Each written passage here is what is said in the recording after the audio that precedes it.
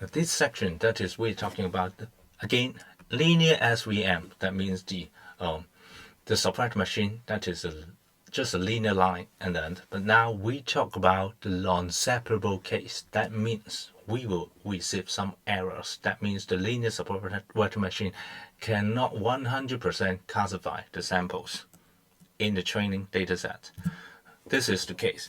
So assume that we have the +1, the dot belongs to the +1 class, and then this causes belongs to the -1 class, and then so we just find from this figure we just find out that with WTX plus W0 equals 0, that is this hyperplane right here. These two are the shifted version. So we have the support vectors here and here. So for these dataset, for this sample, they can be correctly classified by this hyperplane as well as these samples. So now in reality, we have some samples in between. For example, this dot, if we have this dot right here, it is still in the upper side of this hyperplane. It will give you some value, some positive value, some positive value to indicate that these two samples belongs to the plus samples. The same applies to these three guys right here. And then so according to this hyperplane, this one, it will give you some value that is negative, because below this line that is negative value. So we can just conclude that if the hyperplane gives you a negative value, it belongs to the minus sign. Take a look at these two course samples, and then so it is above this hyperplane. That means these two samples will be classified as +1. Okay, so these two samples are wrongly classified. The same applies to this dot. This dot, that is, when you substitute this dot into this hyperplane, it will give you a negative value. But dot, that is, belongs to class +1, but it gives you the prediction is -1 or a negative value. That means these three guys are wrongly classified. So now we can summarize that we have three cases when we talk about the non-separable case for the linear SVM. Why we call this is linear SVM? Because we have a linear hyperplane governed by this equation. Okay, we have three cases, and we summarize these three cases like this. Now the sample for outside the band, when we talk about the band, that is the hyperplane right here, and then shift them up, and then shift them down, and then so this one, the width right here, that is the band. If we talk about all the blue points as well as the red stars right here, they are correctly classified by this hyperplane. So we will obtain this result yi times the hyperplane. When you substitute this blue point into this xi, we will obtain a greater than 1 or equal to 1 value. And then the same for the star. If the star is correctly classified right here, for example, when you substitute this star into xi, it will give you a greater than or equal to 1 value. So that means this case are for those points, they can be correctly classified. So we have the equal sign right here. The equal sign only happens to the support vectors right here. So when you substitute this blue point or this red star or this one into this equation, it will give you 1. It will give you 1. It is mainly because that we design W and W0 to make this happen. So this is the first category. And now the sample for inside the band, that means we do not have any sample right here. Now I'm going to draw, for example, this is a circle, this is a star. Both of them they can be classified correctly using this linear hyperplane, yeah, because it is this circle still on the upper side. In that case, we expect that if you are going to substitute this circle into this x, it will give you a value in between 0 to 1, a positive value in between 0 to 1. The same applies to this star. If you substitute that into xi, it will give you a value like this, yeah. So now this is the second case, the second category. Now the third category, that is the samples. They are misclassified by this hyperplane. For example, this blue, this yellow, this red star, if you are going to substitute that into this expression, it will give you a negative value, yeah. Okay, so the same applies to this blue circle. So that means any sample which is misclassified, it will give you a negative value. Now, in order to, because now we have three expressions, and then it is not good for doing the analysis. We are trying to combine these three categories into one expression, that is right here, yeah. So yi times the hyperplane greater than or equal to 1 minus z. This ci, we call this is a snack variable, yeah. And now when you look at the first category, that is this one, ci, that is 0. That means corresponding to each samples right here, we will have this ci and then so if this is, we call this is x1, and then this is z1. If we call this is x10, and then we will have the z10 as well. So that means associated with each sample we have a snack variable, yeah. So when ci, that is 0, maybe I put it like this, that means for all samples in the first category, that is those samples, they are correctly classified, all this z, that is 0, so that it is this equation, this expression is reduced to the first category.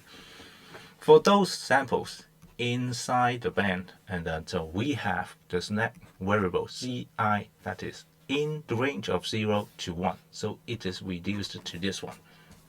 Okay, and now when we talk about the sample, they are misclassified. For example, this one and this one, z, that is ci, that is greater than 1.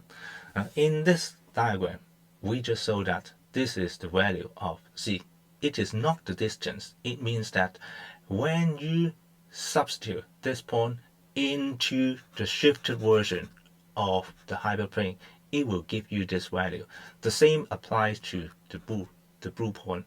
If you are going to substitute this point into the shifted version, the blue line right here, it will give you a value of z. So if you would like to find out what value of z it is, you need to know which class it belongs to, and then use the corresponding, just substitute that into this expression, and then you're able to find the z value, yeah.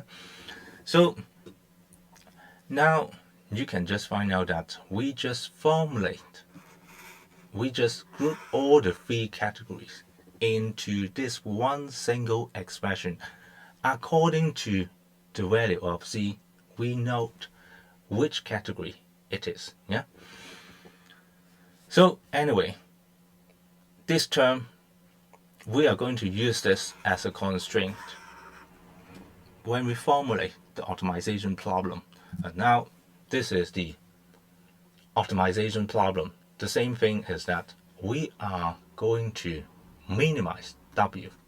We are going to minimize the L2 norm of w, so that we are going to maximize the margin as we discussed before.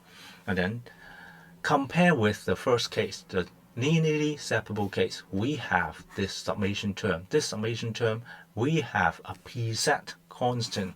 We call this is c. C is a positive value, greater than 0, less than positive, infinity. So this is a user-defined function. So this is a user-defined constant. So we have to pick that. Yeah.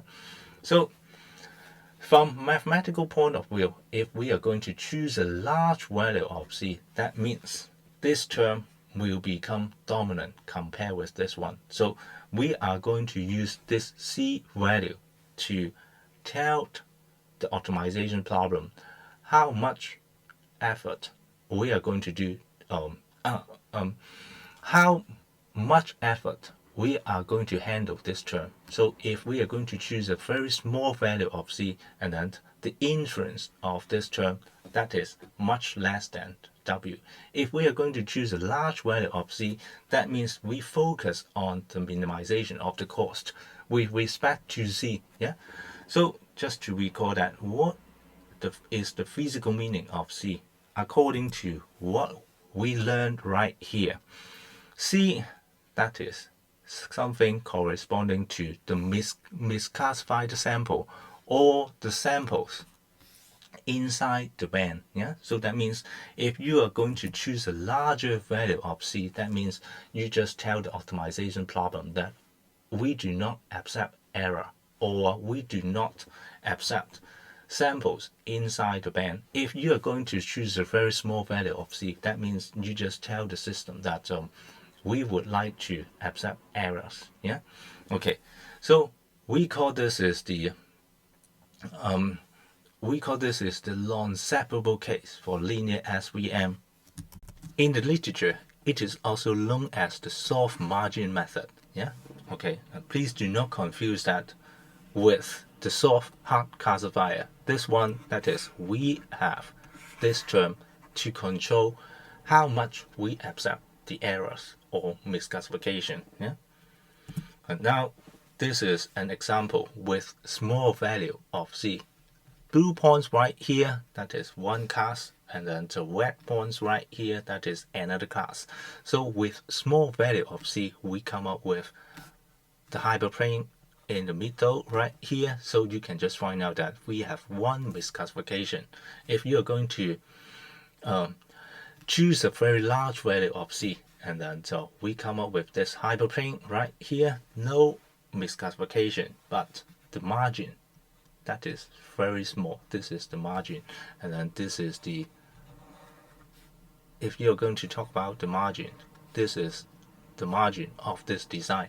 This one small c with a larger margin, this one with a very small margin. When we use a large value of c, which one is more suitable to the application? And then so we need to have a test set to tell. Yeah. And now we are going to formulate the problem, a Primal optimization problem, in this way. Yeah. So we still use the Lagrange multiplier method. Now we have w as well as w naught to determine. Now c, that is the slack matrix variable. Again, this is a vector because, as I said before, corresponding to each sample, we have the associated c, c1, c2, c3, to they are the snack matrix, they are the snack variables for x1, x2, x3, and so on. So we have two Lagrange multiplier. Now mu, that is for ci, which is to make sure that ci, that is greater than 0. That is the constraint. And then we have another constraint right here. That is, we use the lambda to deal with this constraint. So this constraint, that is very similar to the linearly separable case, except that we have the snack matrix, we have the snack variable right here. Okay, so take a look at this one. To summarize, now this cost, that is to maximize the margin with the w term, and then the second term, that is to control how much errors we are going to accept, subject to the first constraint, that is we consider these three categories of the samples are okay, and then this one, the slack variable, that is greater than or equal to 0 according to the description right here. And now we are going to do the same thing when we do the optimization, we are going to turn this primal problem into the dual problem. I'm going to omit how we come up with this dual problem and give the result right here. We are going to turn the primal problem into the min-max problem. So maximize this L with respect to the Lagrange multiplier lambda and mu. Okay, and then minimized at the same time of L with respect to W, W0 as well as C, this net variable. Okay, and now when we do optimization, we are going to do the partial L, partial W. We obtain equation 4. This is the way what we have done before to obtain W. It just suggests that once we find out the lambda I, that is the Lagrange multiplier corresponding to each sample, and then lambda times the label of xi, and then times xi, we come up with W, and dl dw0, we come up with the second condition, equation 5, and then dl dz, and then we come up with another condition, which gives us the relationship between the chosen value of c and mu as well as lambda I. Yeah, substitute 4, 5, 6 into the lambda into L, that is this equation, and then so we come up with, we are able to simplify L in this way. So this expression, that is exactly the same as we have in the linearly separable case. That means this is, we can use the quadratic programming solver to solve the value of lambda. Yeah, okay, and now we are going to formulate the problem in a better way. Now, when we look at this expression, the only variables right here, that is lambda, and then but we have to subject to this constraint that is given by equation 5, and then we also need to subject to the condition of equation 6. Yeah, so equation 6, which gives us this condition, lambda in the range of 0 and c. Yeah, so because of this expression, because all the mu as well as lambda, they must be positive. Yeah, okay, now we have a better idea for the nonlinear, for the non-separable case. Now we are going to come up with some observation which can help us to design the W if we are going to use the graphical method or the sample size that is small enough. So this dual problem, that is the same as the linearly separable case, except that we have a bound of lambda I, because in the linearly separable case, lambda can be, it is required to be positive, but it can be any value less than infinity. Yeah, but now we come up with a constraint. When we choose C, and then lambda I must be less than or equal to this constant C, and then we can also find out that mu I, it is 0 if Ci, that is non-zero. Yeah, so, and also mu I, that is non-zero if Zi, that is 0. Yeah, so again, just right here, Ci, that is non-zero, that is only for those points inside the band, or those samples, they are misclassified. Yeah, so that means for those misclassified sample or those sample inside the band, we will have mu I equals 0. Otherwise, mu I, that is non-zero. For example, this one, they which will have Ci, that is 0, and then the mu I, that is non-zero. It is mainly because that when we look at this expression, again, when we refer to this one, we are going to maximize this cost. Now maximize L with respect to mu. Now mu only happen in this term. Yeah, so this term interact with C. Yeah, but C happens in here, here, as well as here.